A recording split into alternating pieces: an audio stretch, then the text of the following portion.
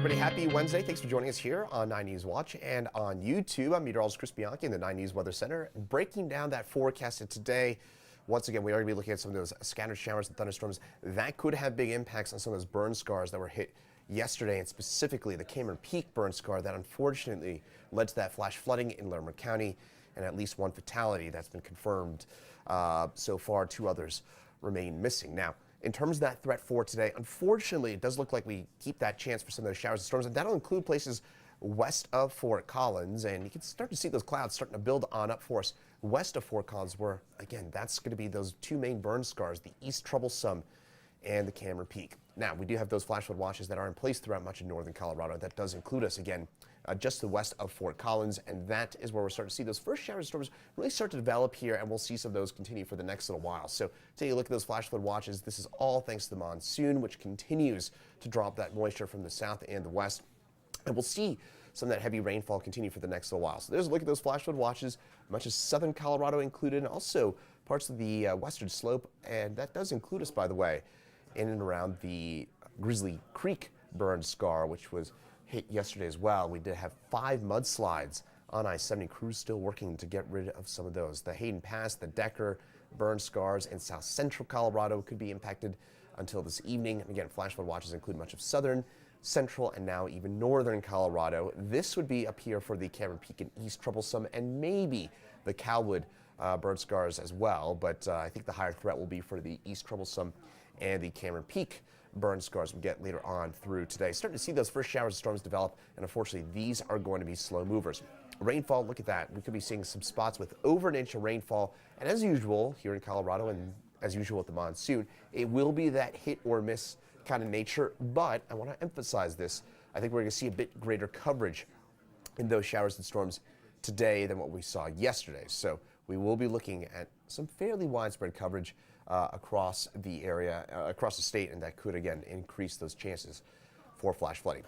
Currently looking at a lot of upper 80s, low 90s. Denver will get up to 90 plus for today. Close to it, as we mentioned, 87 right now at DIA, and 54-degree dew point. It's fairly high, at least compared to the last few days. We do have some more moisture, and I do think that for us here in the Denver area, we do have a higher risk for seeing a shower or a storm later on this afternoon. So forecast highs for today, Denver, low 90s. It's typical for this time of year, 70s and 80s in the mountains before those storms rumbled their way on through Telluride, where you had some of those mudslides yesterday. 68 for a high in Grand Junction, where we're probably to stay dry, up to 97 later on today.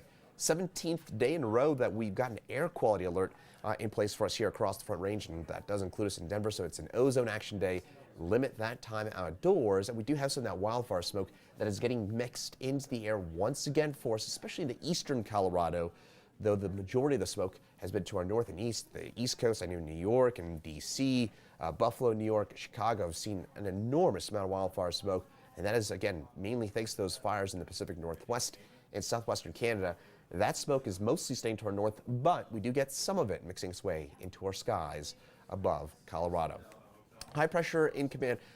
That said, it's that monsoonal moisture. You get that monsoon low that's going to drop some of that moisture and bring us some of that rainfall. But as that ridge of high pressure builds its way toward north and east, we do get a brief period of drier weather for your day tomorrow before we see more showers and storms back in the picture for your Thursday and your Friday. So tonight, down in the mid-60s. It'll stay fairly mild for this time of year. Mid-60s for a low. Normally we're upper 50s, low 60s, but with that cloud cover and some of that smoke, that'll keep some of that heat in place at the surface. So we're dropping down in the mid-60s as a result. Forecast lows for tonight, a lot of 40s, 50s in the mountains, 60s, and even some 70s down along the western slope for a low. So this is pretty warm stuff for low temperatures. Now, showers and storms, as I mentioned, for today.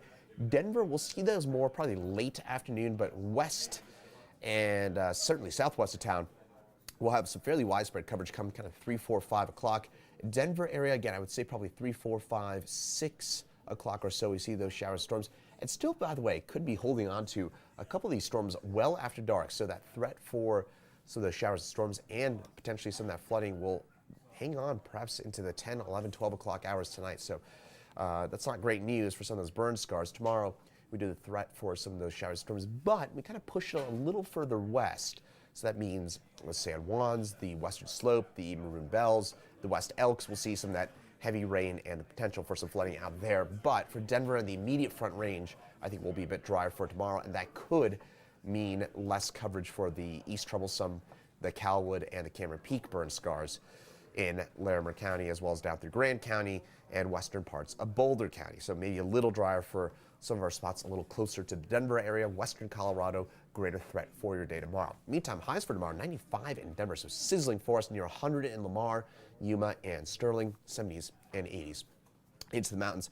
And for tomorrow, 95 in Denver, so it's going to be considerably hotter. We're going to be on the drier side. I think Denver, we probably won't see a storm in town tomorrow. Greater risk, as I mentioned, pretty far west of town once you get to the Continental Divide on west. Upper 80s, low 90s, low to mid 90s for most of us, and then those typical hotter spots in southern Weld County, upper 90s possible for a few locations. Now, as we get over the next 7 days, look at next week. We will really bring those temperatures back up again with close to 100-degree temperatures possible by Tuesday and Wednesday. Some scattered showers and storms possible for the weekend, and that does include us on Friday and Saturday. I think Friday and Saturday would be the main time window for those storms. It should be drier by the time we get into your Sunday and your Monday. So that'll do it for that forecast. Thanks for joining us here on 9 News Watch, as well as on our YouTube page. We'll have more of this for you tomorrow, but again, in the meantime, stay safe and again, avoid those burn scars, certainly for today and Friday and Saturday.